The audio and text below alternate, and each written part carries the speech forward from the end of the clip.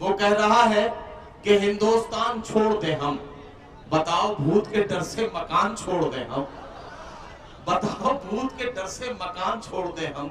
और वैसे भी इन दिनों एक बड़ा जबरदस्त काम ये हुआ, अखबारात ने उसको लिखा, दुनिया के 3 मुल्कों के सरबराह एक बड़ी समिट में, एक बड़ी मीटिंग में एक जगह जमा थे। उनकी काबिलियत का इम्तिहान लिया जाना था। एक काम ये किया गया कि एक अस्तबल में बहुत सारे गधों के बीच में एक घोड़ा बंद कर दिया गया और उन तीनों सरबराहान से ये कहा गया कि आपको इन गधों की भीड़ में से घोड़ा तलाश करके लाना है, जो जल्दी तलाश करके लाएगा उसे जीता हुआ माना जाएगा। पहले ओबामा जी गए, ओबामा जी कई घंटों के बाद लौटे, पसीना पोंछकर बोले कि भाई मैं हार गया, मैं घोड़े को तलाश नहीं कर सका। उसके बाद पुतिन साहब गए, रूस के सरबराह पुतिन साहब जब अंदर पहुंचे, कई घंटों के बाद लौटे, आपते कांपते हुए वापस आए और कहा भाई मुझे भी माफ करें, मैं भी घोड़े को तलाश नहीं कर पाया।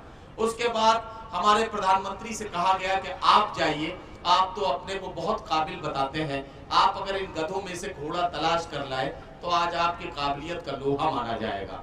10 मिनट के बाद हमारे प्रधानमंत्री वापस आए, घोड़े की लगाम उनके हाथ में थी, उन्होंने कहा कि ये लीजिए घोड़ा आपका बाहर निकल के आ गया।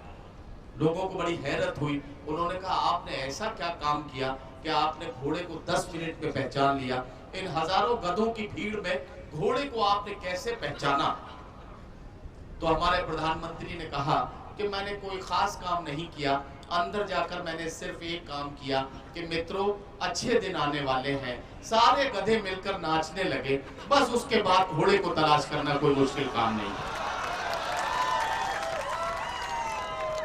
तो ये सारे कारनामे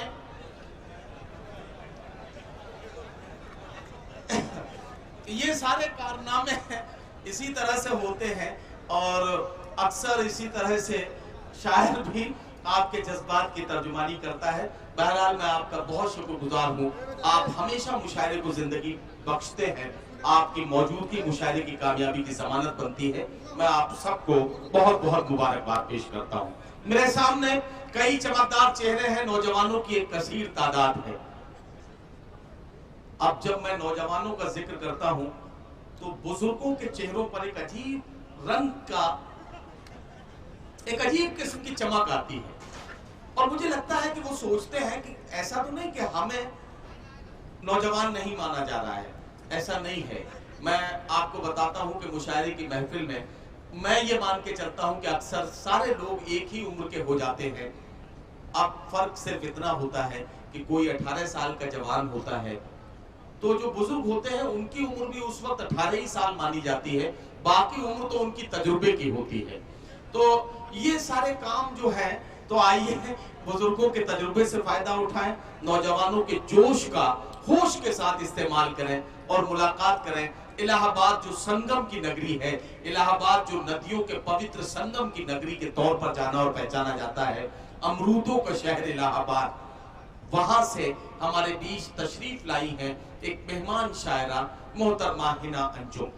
बहुत ही क्लासिकल लबो लहजा, बहुत ही खूबसूरत और बहुत ही मखमली आवाज और बहुत कम उम्र में मुशायरों की दुनिया में बहुत कामयाबी के साथ अपना सफर करने का उनका अपना इरादा।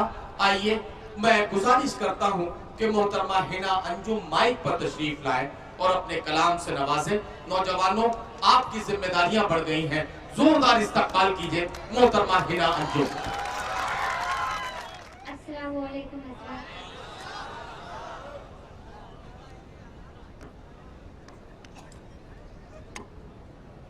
हज़रात मोहतरम,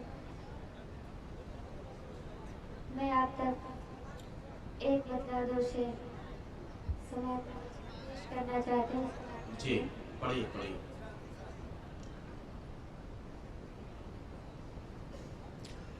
जब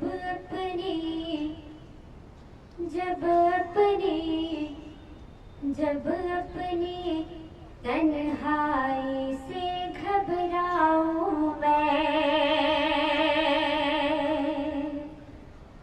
जब अपनी तन्हाई से घबराऊं मैं, जब अपनी तन्हाई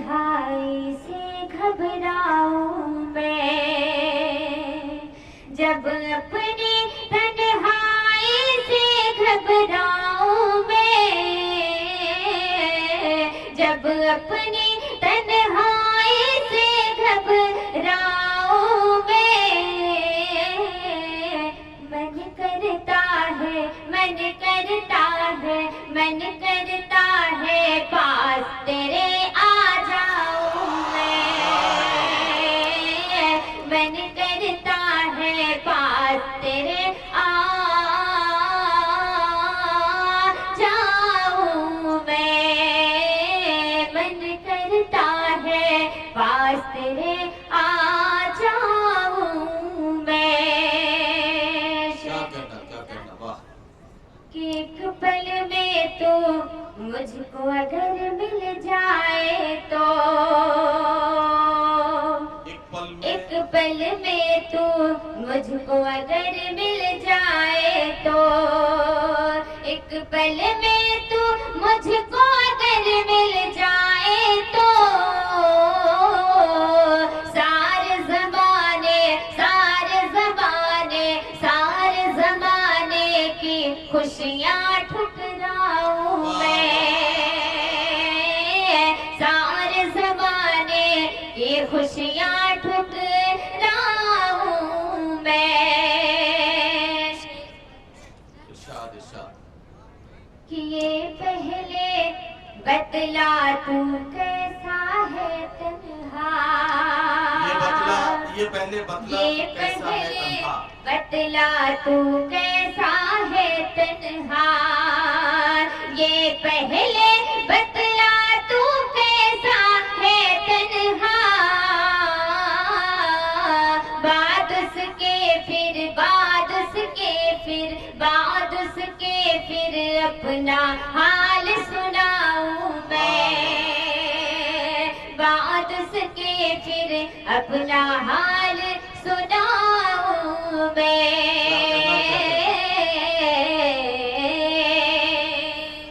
क्या कहना, एक गजल पेश करती हूँ। इरशाद, इरशाद। बिल्कुल, एक गजल पढ़िए आप। और मैं तो ये सोच सोच के परेशान हूँ कि बहुत कम उम्र में बड़े तजुर्बात आपको हो गए हैं, और बस ये है कि मुशायरों में आपकी गज़ल वाकई एक जादू सा बना देती है, एक जादू सा हो जाता है सामईन के जहनों पर। यकीन जानिए कि हिना अंजुम बहुत खूबसूरत सी गज़ल पेश करेंगी। ज़रा एक बार इनका इस्तकबाल करके इन्हें हौसला दीजिए कि ये अपना खूबसूरत कलाम आपके खिदमत में पेश करें। पढ़िए, गज़ल पढ़िए। जब जब भी उसके सामने सजदा करूंगी मैं, जब जब भी उसके सामने सजदा करूंगी मैं, जब जब भी उसके सामने सजदा करूंगी मैं, तुझको खुदाए पाक से मांगा करूंगी मैं, तुझको खुदाए पाक से मांगा करूंगी मैं, तुझको खुदाए पाक से मांगा करूंगी मैं। गजल का उसने मतलब पेश करती हूँ हज़रात। इरशाद, इरशाद। कि तू क्या समझ रहा है तमाशा करूंगी मैं, तू क्या समझ रहा है तमाशा तू करूंगी क्या मैं, समझ रहा है तमाशा करूंगी मैं, तू क्या समझ रहा है तमाशा करूंगी मैं, अपनी मोहब्बतों को न रुसवा करूंगी मैं। बहुत शुक्रिया हज़रात। अपनी मोहब्बतों को न रुसवा करूंगी मैं, अपनी मोहब्बतों को न रुसवा करूंगी मैं। ये भी शेर देखें बतौर खास। इरशाद।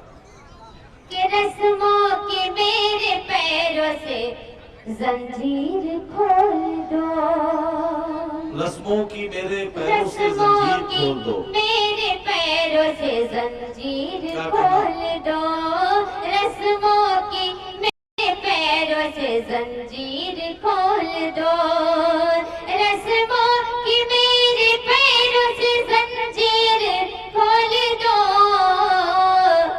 जो तुम न कर सकोगे वो तन्हा करूंगी मैं, जो तुम न कर सकोगे वो तन्हा करूंगी मैं, जो तुम न कर सकोगे वो तन्हा करूंगी मैं। इरशाद।